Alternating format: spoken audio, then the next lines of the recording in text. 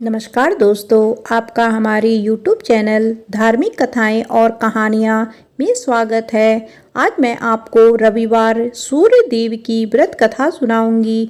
अगर आपको यह कथा अच्छी लगी तो आप वीडियो को लाइक, सब्सक्राइब और शेयर जरूर कीजिएगा। आइए सुनते हैं रविवार व्रत कथा। प्राचीन काल में एक बुढ़िया रहती थी। वह नियमित रूप से रविवार का व्रत करती। रविवार के दिन सूर्य उदय से पहले उठकर बुढ़िया स्नान आदि से निवृत्त होकर आंगन को गोबर से लीपकर स्वच्छ करती। उसके बाद सूर्य भगवान की पूजा करते हुए रविवार का व्रत कथा सुनकर सूर्य भगवान का भोग लगाकर दिन में एक समय भोजन करती। सूर्य भगवान की अनुकंपा से बुढ़िया को किसी भी प्रकार की चिंता व कष्ट नहीं था।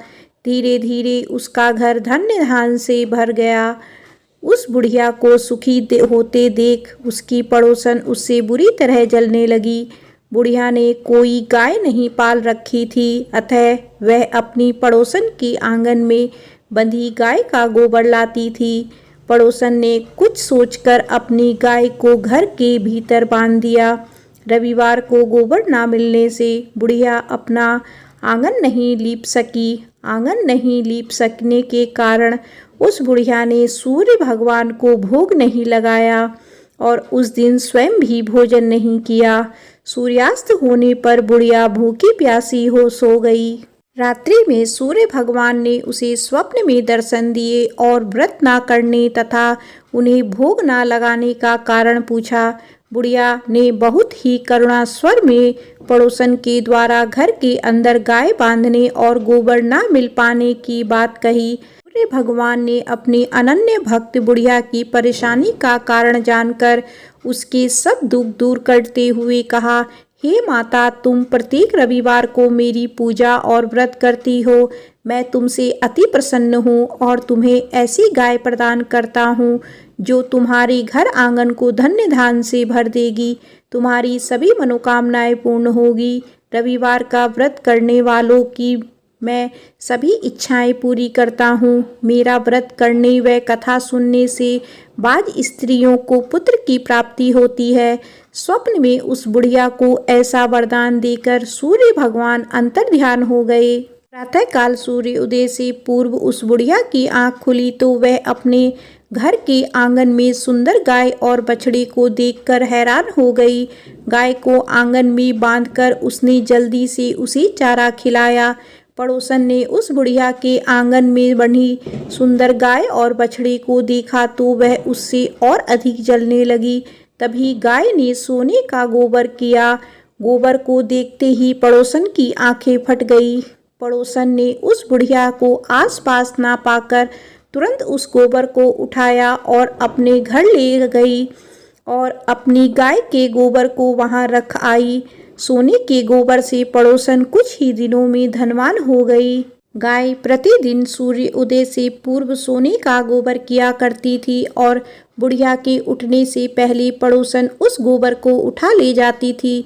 बहुत दिनों तक बुढ़िया को सोने के गोबर के बारे में कुछ पता ही नहीं चला।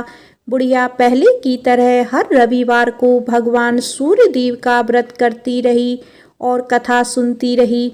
लेकिन सूर्य भगवान को जब पड़ोसन की चालाकी का पता चला तो उन्होंने तेज आंधी चलाई। आंधी का प्रकोप देखकर बुढ़िया ने गाय को घर के भीतर बांध दिया।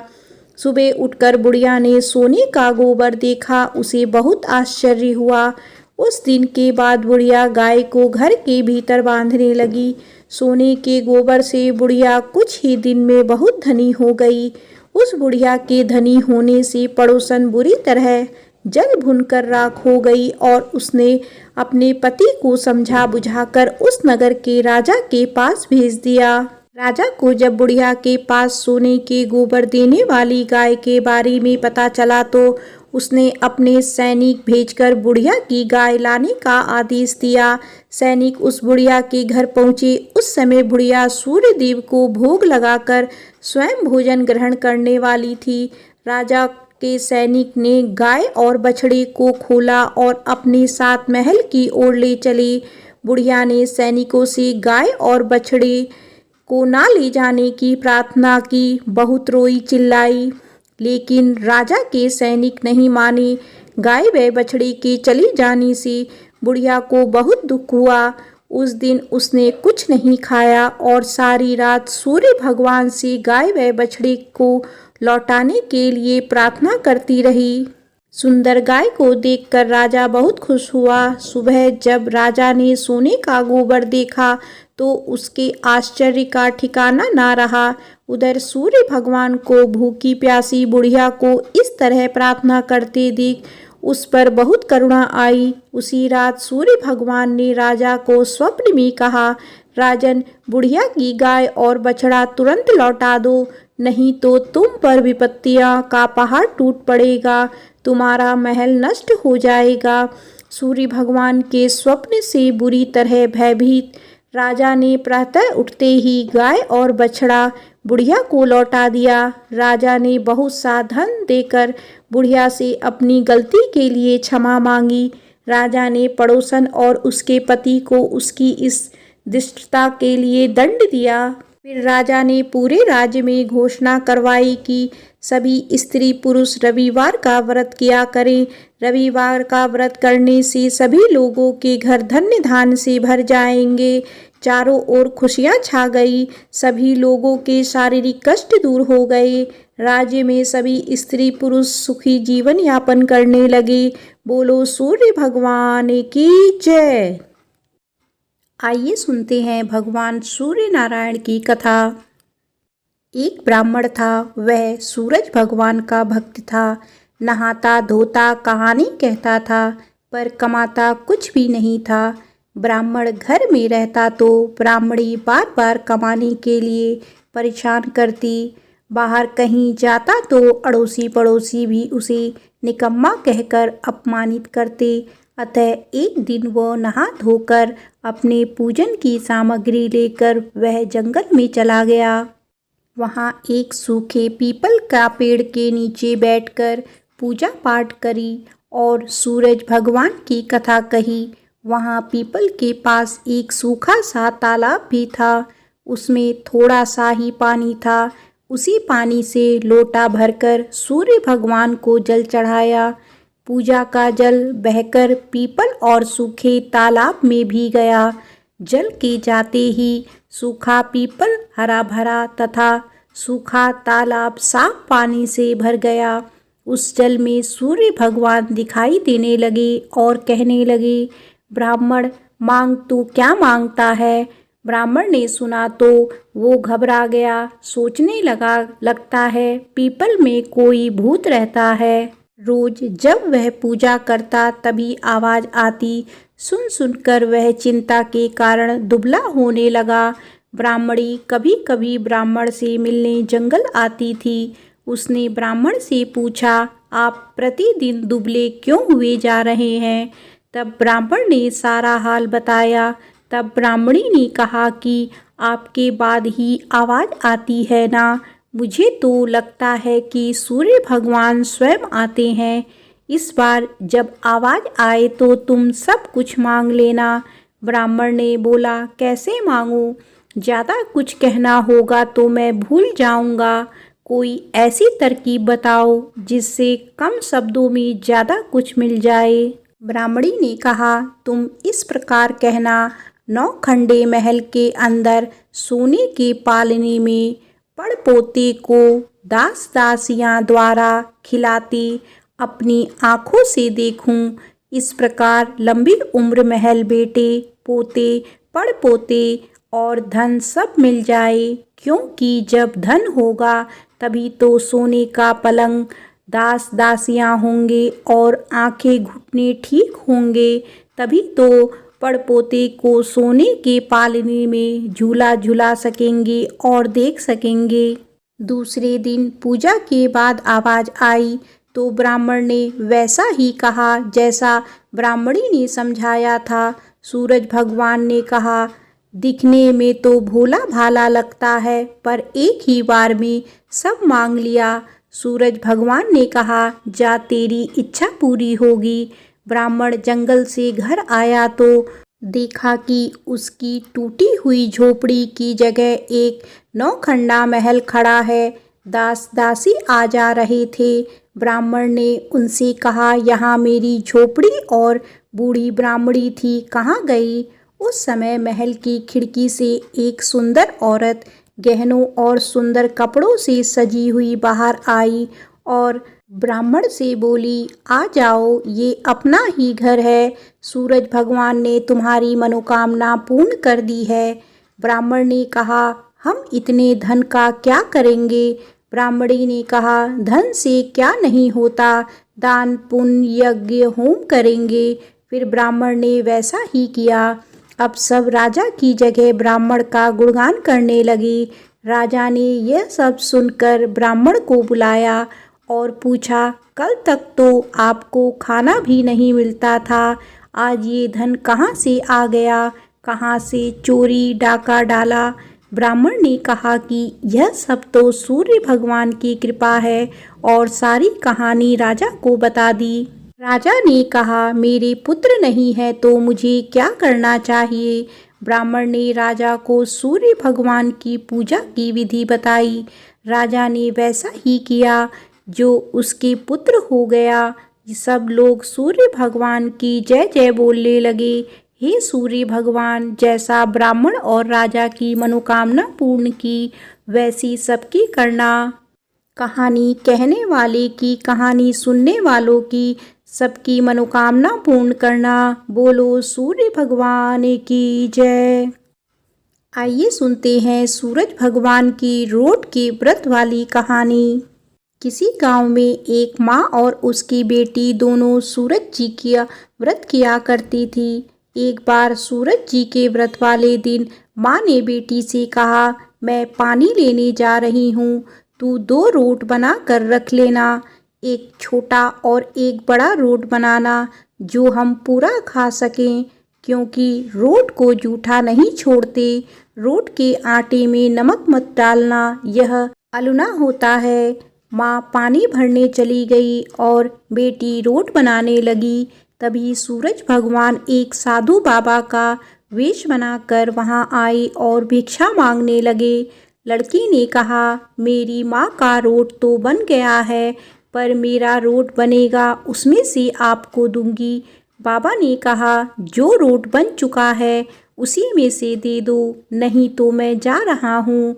लड़की ने माँ के रोट में से टुकड़ा तोड़कर दे दिया।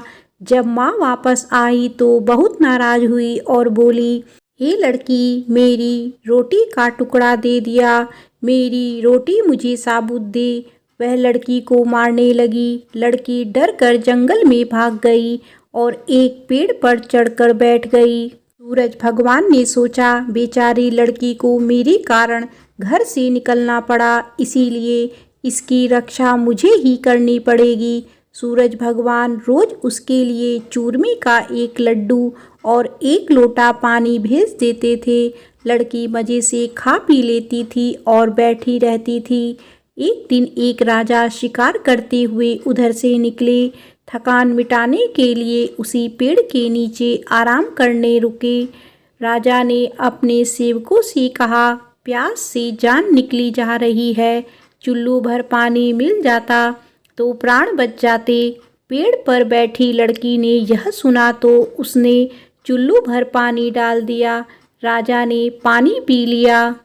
राजा ने कहा, अरे सेवक, आधी जान तो बच गई, एक चुल्लू पानी और मिल जाए तो आधी जान और बच जाएगी।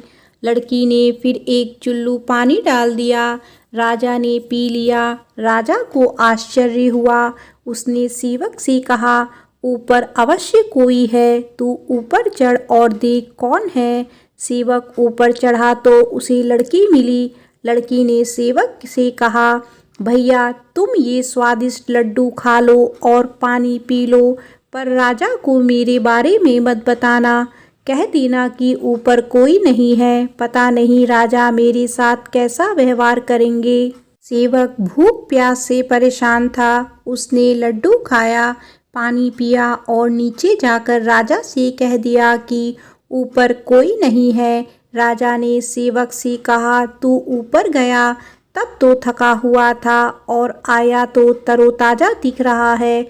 नहाया और खाया हुआ मनुष्य छिपता नहीं है।